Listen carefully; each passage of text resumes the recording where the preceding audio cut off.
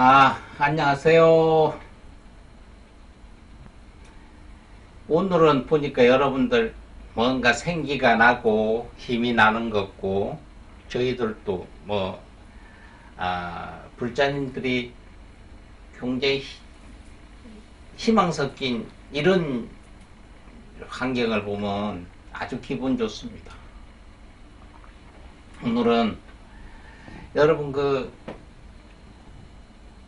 나폴레옹 하면 지금 다 아시잖아요. 중세기 때 최고의 지도자 나폴레옹이 언제 전쟁을 갔다가 오다가 말에는 장수들이 타지 말고 전쟁터에서 있었던 환자를 전체 다 말에다 태워라. 이 전체다가 장수들이 내려서 전쟁터에 다친 환자들만 말에다 다 태우고 가고, 나폴레옹 스스로도 내려서 자기 말에다가 환자를 태우고 맨 앞에서 말굽비를 나폴레옹이 쥐고 걸어서 갔답니다. 지도자가 이 정도는 쉽지 않느냐? 그게 쉽다고 생각하는지는 몰라도 안 쉽습니다.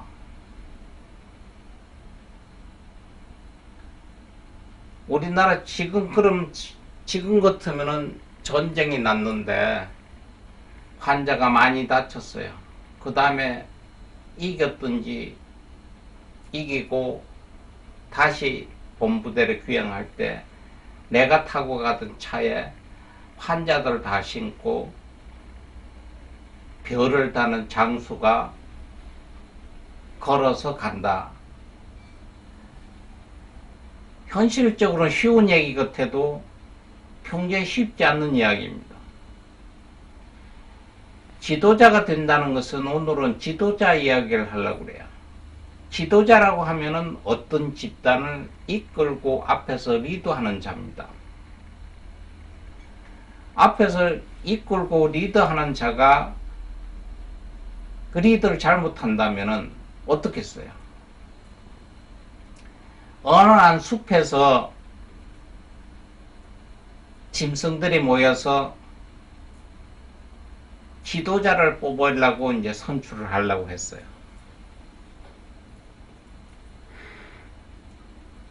토끼가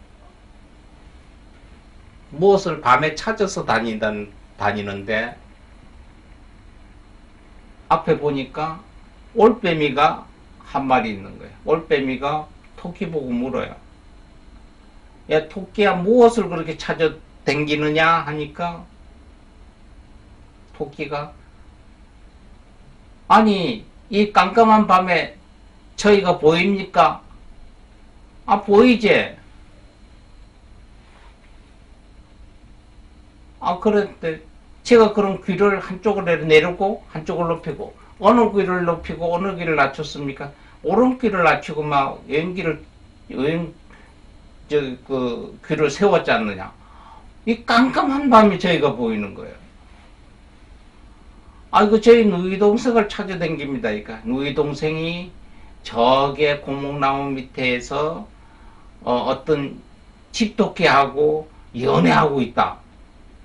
귀신같이 하는 거예요. 토끼가 동물들 사이에서 소문을 내는 거예요. 야, 여기에는 신이 있다.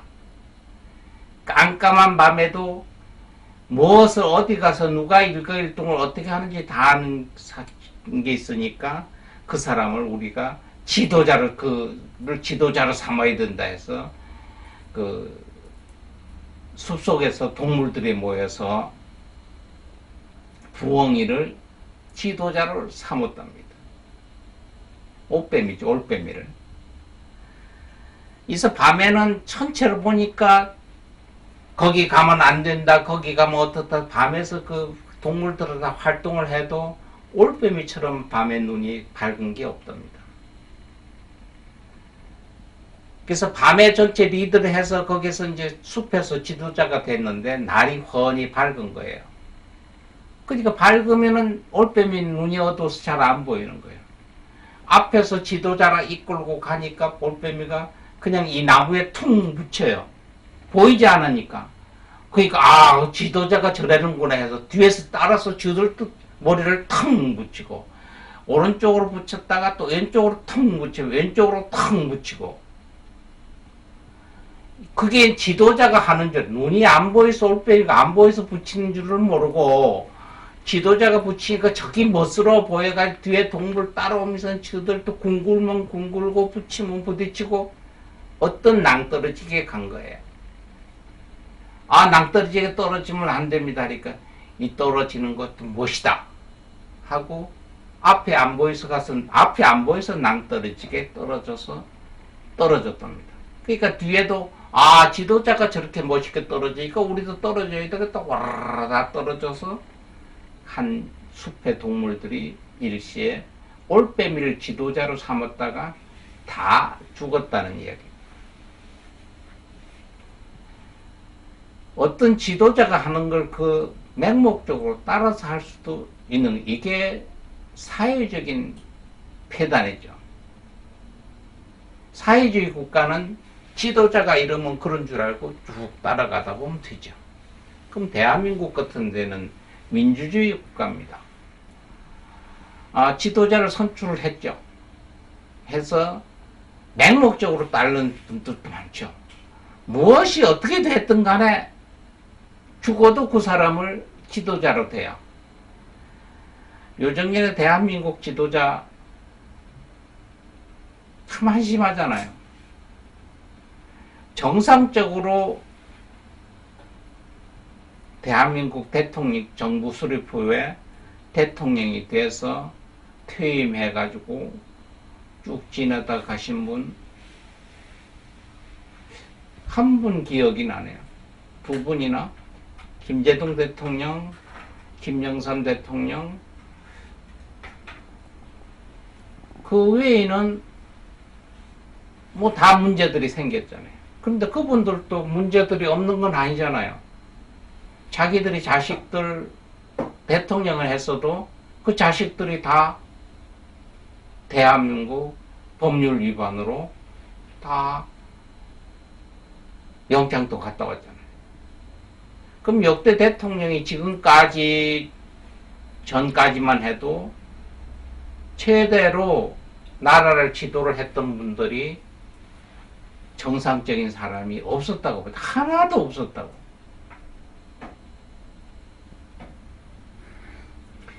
이게 현실적으로 대한민국의 지도자예요. 그러니까 사람들이 어제도 모여서 아이고 뭐 대통령 누구누구 앞으로는 죽어도 선거를 안 하겠다는 사람, 죽어도 해야 되겠다는 사람이 많아서 그게 민주주의 사회죠. 그러나 지금 올빼미를 지도자를 만들어서 다 자폭해서 죽은 것처럼 그건 사회주의 국가라며요. 맞아요. 사회주의 국가. 근데 민주주의 국가도 맹신적으로 따르는 게 있다는 거죠. 맹신적으로. 지금 모 대통령들 지금 두 분이나 감옥에 가 있잖아요. 일반 사람도 생각하지 못했던 사람들. 그런데 그분을 따르고 추정하는 사람들은 다시 나와서 그 사람들이 대통령이 돼도 나는 그 사람 찍겠다는 사람도 없는 게 아니고 많아요. 이게 올빼미를 지도자로 세운 거나 같은 현상이 아니냐 이런 얘기입니다. 저희는 어떤 지도자를 치우쳐서 이야기하는 건 아니고 그래서 이런 이야기가 있습니다. 토끼가 거느리고 토끼가 지도자고 밑에 100마리 호랑이 같은 집단이 있어도 집단보다가 호랑이 한 마리가 거느리고 토끼 100마리 집단 이게 낫다는 얘기죠.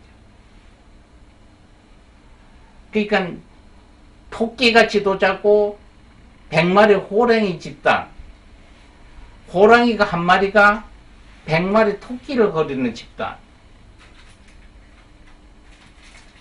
호랑이가 거느리고 100마리 토끼가 있는 집단 같으면 사회주의 국가겠죠. 일방적으로 자기가 지도자가 되겠죠. 그러니까 토끼가 거느리고 호랑이 100마리 집단이면 우리가 민주주의 같은 거잖아요. 네가 무슨 대통령, 뽑기는 대통령을 우리가 뽑아놓고 저런 게 뭔 대통령이라는 이야기도 하잖아요. 이게 민주적인 거예요. 그 지도자의 입장에서는 민주주의는 사람을 대상으로 하고요. 대중들이 선동하고요. 소규모적으로 모든 걸 이루어질 수 있고 사회주의 국가는 고정적인 개념입니다. 신격화가 되어 있잖아요. 우리는 지금 대한민국이 남북으로 갈려져 있어서 한쪽은 민주주의, 한쪽은 사회주의, 아주 이상한 민족이 되어 있어요. 그죠? 아주 크게 뭐 서양은 어떻고 미국이 어떻고 러시아가 어떻고 중국이 어떻고 떠나서 정치의 대립, 사회주의하고 민주주의가 표본적으로 딱 있는 게 아주 대한민국 안에 남북을 가려서 딱 양단적으로 있잖아요. 그런 나라에서 있는 우리들의 국민이나 그런 나라를 지도를 하는 지도자나 이게 어디서 배웠는지, 우리가 진실적으로 사회주의하고 민주주의 국가가 하나로 형성이 돼 있는데 우리 정치인들 하는 얘기는 무슨 뭐 미국의 헌법을 따라야 되느니 불란서의 헌법을 모토로 잡아야 되는지 어디 뭐 유럽 어느 영국의 무슨 정치를 배워야 되는지, 아니 우린 둘이 지금 현실적으로 둘을 놓고 한 밥상 안에 밥상을 반을 나눠놓고 요쪽이고 요쪽이고 가려서 있는데 여기 있어 있는 판단을 못하고 외부에서 있을 수 있는 것을 여기다 맞추려면 됩니까? 안 되잖아요. 한국적인, 그 전에 있었어요. 한국적인 민주주의 이런 얘기도 할 대통령이 있었는데 한국적으로 우리 민족적으로 맞는 지도자 개념. 우리가 지도자를 누가 뽑겠어요? 수입해오는 것도 아니고 다른 나라에서 여기 와서 지도자 하는 것도 아니잖아요. 저희들이 만들고 저희들이 뽑은 지도자예요. 또한 지도자라고 그래가지고 모든 것이 다 해결된다고 하는 얘기는 아니에요. 영국에 아더 웰링턴이라는 장군이 있었어요. 아까 조금 전에 나폴레옹 얘기했잖아요. 나폴레옹이 세계의 영웅이다. 이 세계의 영웅을 타파했어요. 나폴레옹이 최초로 무릎을 꿇고 항복을 한 장군이 영국의 아더 웰링턴이라는 장군이에요. 아더 웰링턴. 나폴레옹을 무릎을 꿇고 한 장군이죠. 세계적인 장군이잖아요. 그래서 나폴레옹을 격파하고 이긴 후에 퇴임한 후죠. 퇴임한 후에 이 아더 웰링턴 장군이 사냥을 갔습니다. 사냥을. 산에 사냥을 가다가 여우가 있어서 여우를 쫓아갔는데 여우가 어떤 과수원 담을 타놓고 과수원으로 들어가 버렸어요. 그러니까 과수원에 들어가야 여우를 잡아요. 알링턴 장군이 과수원을 들어가려고 하니까 입구에서 과수원 문을 지키던 소년이 하나 있었어요. 어린 소년이 안 됩니다 하는 거예요. 너 내가 누군지 모르냐? 나폴레옹을 격파한 아더 웰링턴 장군 아니십니까? 맞다. 그런데 문을 안 여냐? 여기는 장군님의 전쟁터가 아니라 우리 아버지가 이뤄놓은 사과 농장입니다. 그래서 들어갈 수가 없습니다. 하니까 내가 지금 사냥을 하다가 여우가 이 과수원으로 들어갔기 때문에 그 여우를 잡기 위해서 내가 입구 쪽에 들어가야 된다. 그래도 안 됩니다. 여기는 우리 아버지의 사유고, 여우가 도망을 와서 우리 아버지 사유 안에 들어왔으면 그 여우는 우리 농장의 여우기 때문에 사적으로 아무리 장군이라도 여기 침입할 수 없으니까 못 들어갑니다. 세계적인 나폴레옹을 격파하고 무릎을 꿇렸던 아더 웰링턴 장군도 그 소년 말 한마디에 맞다 하고 쉬운 얘기로 자기 의지를 꺾었다는 얘기예요. 의리와 논리가 정확한 이 소년 앞에는 아무리 세계의 영웅을 격파한 장군이라도 거기에는 침입하지 못했다는 얘기입니다. 지도자라는 것은 바로 이렇게 무소불위로 무언가를 내가 다 하면 될 수 있다는 것이 아니라 논리에 입각했을 때는 지도자도 거기에 수긍을 해야 된다는 얘기입니다. 근데 대한민국 지도자는 국민이 뽑아놓으면 내가 여러분들의 뭐라고 그래요? 그 일꾼입니다. 모섬입니다. 했는데 모섬을 뽑아놓으면 그 모섬이 돌아서서 지가 주인을 몰아내는 지도자, 몰아내는 정치를 하는 게 현실적으로 대한민국이 아니겠느냐. 이건 뜯어 고쳐야 된다. 맞잖아요, 여러분. 근데 여러분들은 그러니까 뽑을 놈이 없다. 그것도 말이 안 되잖아요. 누가 뽑아도 뽑아야 되는데. 그러니까 여러분들 이 손 하나하나에 대한민국의 앞날이 열려있는 지도자를 뽑는다 생각하시고 앞으로는 대한민국 지도자를 뽑는 데나 아니면 가까운 동네에 이장, 반장, 통장을 뽑을 때에도 아니면 학교에서 회장이나 총무를 뽑을 때에도 그냥 쉽게 생각하시지 말고 이 단체, 이 모임의 지도자다 생각해보시고 어떤 편견 없이 순수한 입장에서 리더자를 뽑아야 되지 않겠나 이렇게 봅니다. 뭐 대통령, 국회의원이 아니라